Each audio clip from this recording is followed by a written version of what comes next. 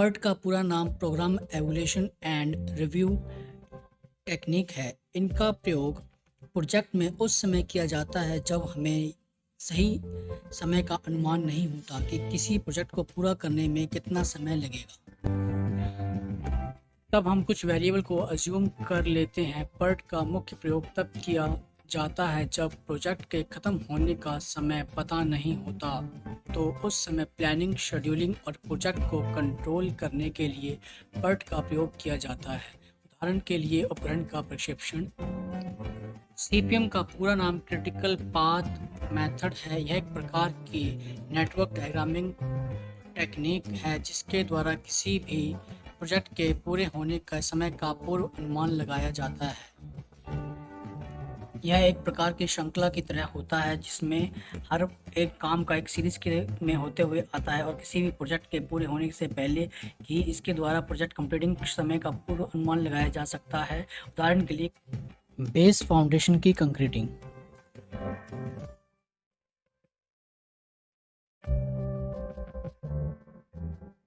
हैं जहाँ का कुछ भी अनुमान नहीं होता कि कितना समय लगेगा, और CPM का प्रयोग वहाँ होता है जहाँ समय का अनुमान अच्छे से लगाया जा सकता है कि इससे अधिक समय इस प्रोजेक्ट में नहीं लग सकता। PERT में हम एक संभावना के ऊपर चलते हैं कि कितने समय में एक परियोजना को पूरा करने में लग सकता है, जबकि CPM में अच्छे से अनुमान लगा सकते हैं कितने समय में इस काम को पूरा किया जा सकता है।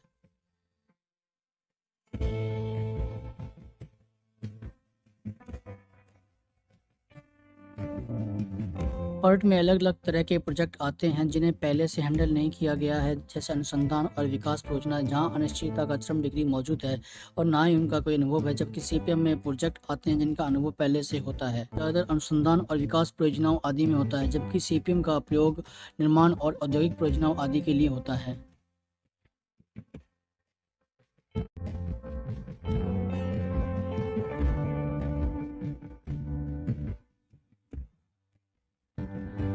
PERT में यह माना जाता है कि लागत समय के साथ सीधे बदलती है, इसलिए समय को कम करने पर ध्यान दिया जाता है ताकि परियोजना लागत को कम से कम किया जा सके।